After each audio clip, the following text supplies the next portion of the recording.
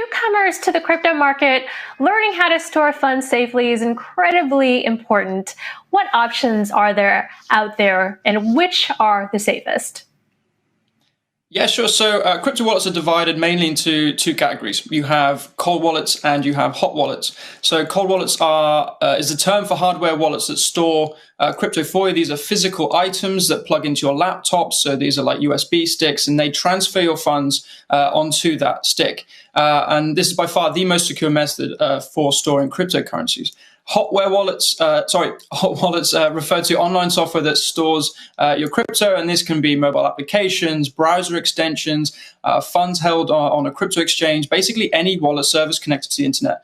And these are really convenient because they're readily available. It's on the internet already, but because they're connected to the internet, they are exposed to hacks. All right. And we have a chart up there that we just pulled up there. What are some of the main pros and cons of using cold wallets and hot wallets? And start off with cold wallets, if you could.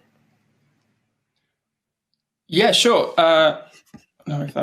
Yeah, so the main pro, like I said, is it's a physical device that has its own layers of security. And if you take that device, you can put that in a safe or a vault. You can put that in your house or in a building. And the beauty of that is if somebody wants to get at your funds in a cold wallet, they would have to break into this building, break into this safe, break into your cold wallet. So, this makes it incredibly difficult, albeit not impossible to do.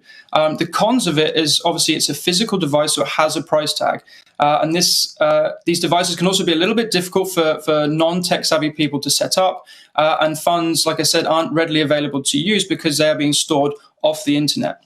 If we look at... And how about hot wallets? Yeah, sure. So with hot wallets, these are free services for the most part. These can be on your mobile, these can be on the desktop.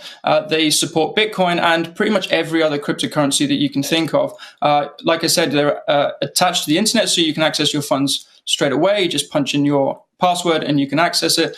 But like I said, it's prone to hacking, and you're also reliant on the wallet provider remaining solvent and operational, because if they decide to pack up shop, you could potentially lose funds. It doesn't happen often, but it's potentially could happen. Mm-hmm. And most people are also buying cryptocurrencies for the first time. They're doing so through an exchange.